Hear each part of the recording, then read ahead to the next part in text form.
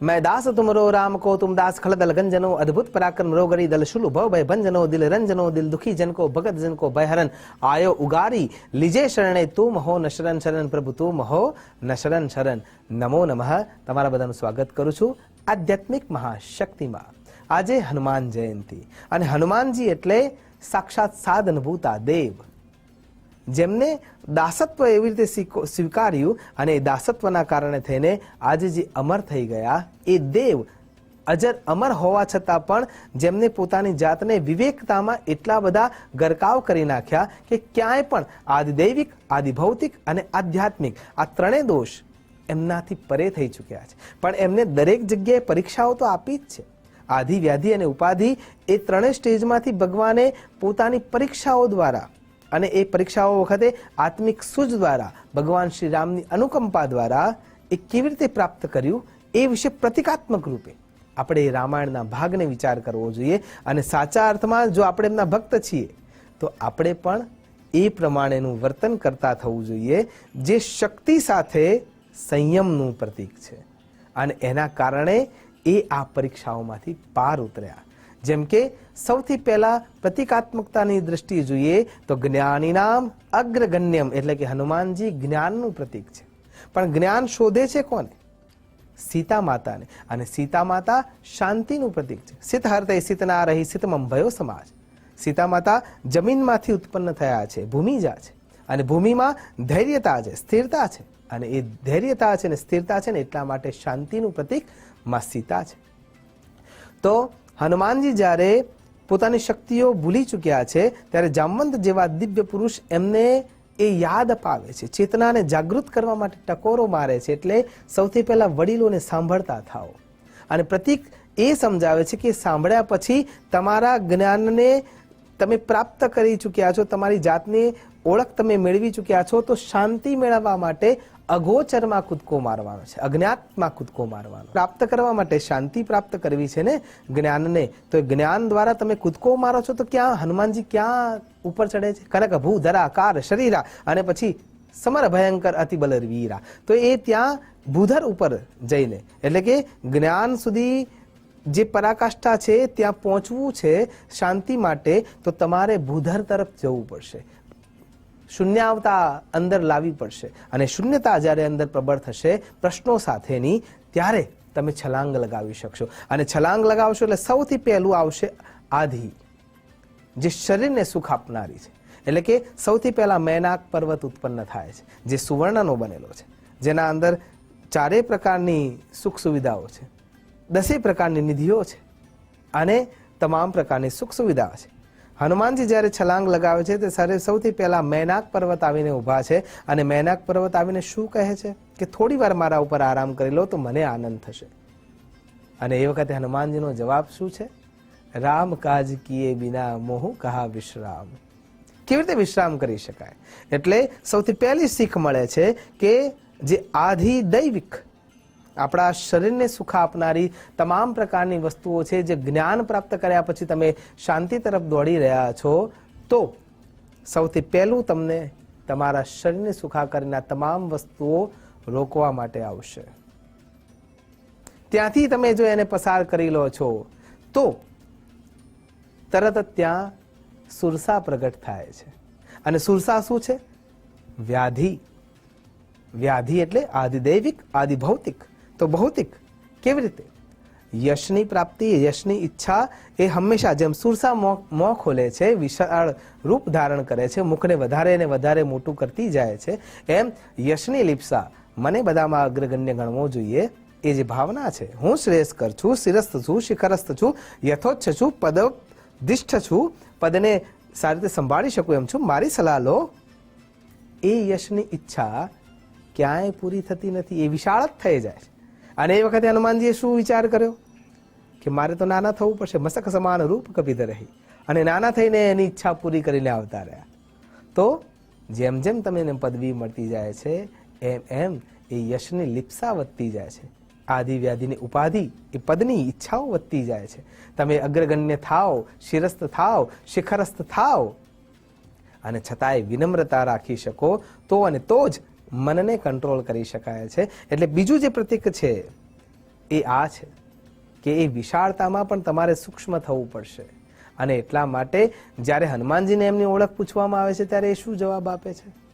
આમ જોવા જઈએ તો પંચતત્વોમાં જે પૂજનીય છે એવા વાયુના સંતાન છે, પંચકન્યાઓમાં જે પૂજિત છે એવા અંજનાના સંતાન છે, જેમના પિતા કેસરી છે જે પણ પરાક્રમી છે, ભગવાન શંભ સદાશિવના 11માં રુદ્ર છે, જેમને બાળપણમાં સવિતા સૂર્યનારાયણને ગ્રસિત કરી લીધા, મુખમાં મૂકી દીધા હતા, જેમને આગ લગાવી લંકા નગરીમાં, સુવર્ણની લંકા નગરી ભડકે બાળી દીધી.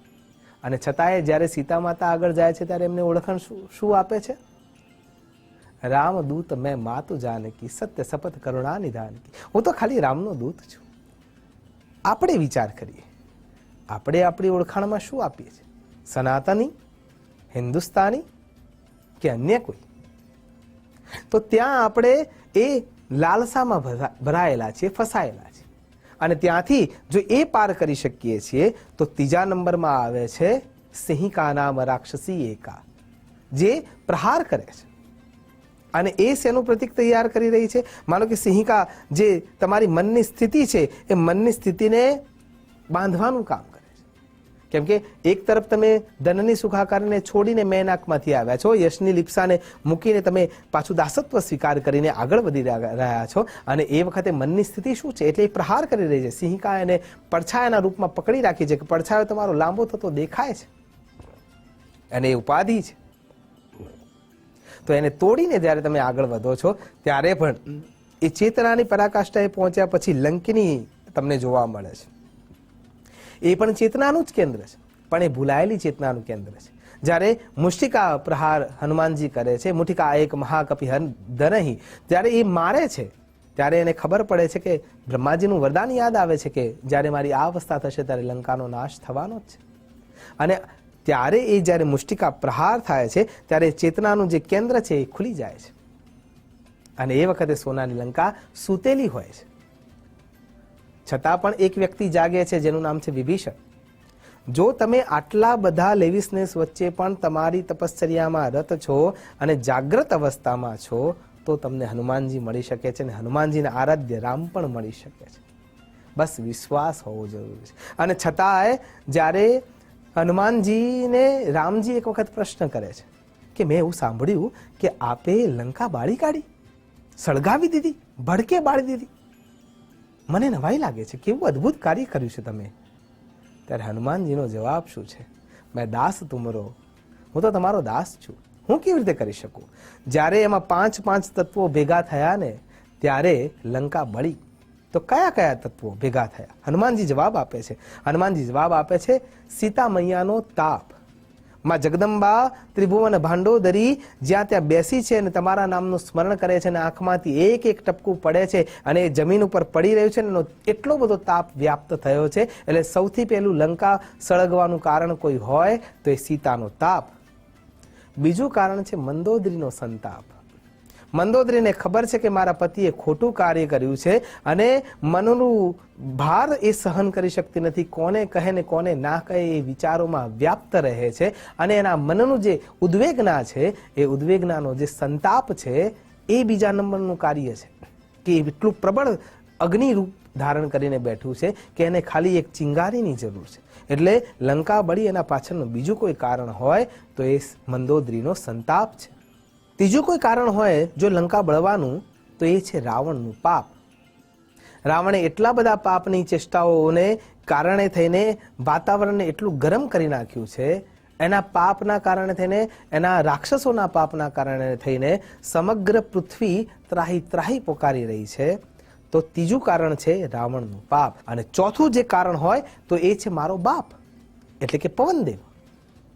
હનુમાનજી કેટલી સહજતાથી એમ કહે છે કે મારા પવનદેવે એટલે કે મારા પિતાએ એ પ્રમાણેની હવા ચલાવી કે જેના કારણે થઈને એ વિભીષણ સુધી પણ ના પહોંચી અને અશોક વાટિકા સુધી પણ ના પહોંચી અને ના ત્રિજટાના ઘર સુધી પહોંચી, બાકી બધે આગની લપટો પહોંચી શકે, એટલે કે મારા બાપ. અને 5મા નંબરનું જે કારણ છે આ લંકાને સળગાવવાનું એ છે તમારો પ્રતાપ. એટલે કે રામજી, તમારો જો પ્રતાપ ના હોત તો આ લંકા ક્યારેય બળી શકત નહીં. આમ આ પાંચ તત્વો ભેગા થયા ત્યારે લંકા સળગી છે. હું હનુમાન તો શું કરી શકવાનો હતો? વિચાર કરો, રાજ સત્તામાં જેને ભડકા બાળ્યા અને પછી ધૂળમાં ધામા નાખ્યા, એવો એક જ જન્મ્યો જેને રામને ઋણી રાખ્યા. જે આટલું વિશાળ કામ કર્યા પછી પણ એમ કહેતા હોય કે આ બધો તમારો પ્રતાપ છે ને આ બીજા 4 તત્વો એમાં ભેળા થયા ત્યારે આ થઈ શક્યું છે. આટલી જેનામાં વિનમ્રતા હોય, આટલી શક્તિ હોવાના છતાંય એ જ ભગવાન રામને ઋણી રાખી શકીએ છીએ. આશા કરું છું હનુમાન જયંતિના દિવસે આપણે આ સત્યતાને જાણી શકીશું. સત્યતાને જાણ્યા પછી એને આત્મસાત કરી શકીશું.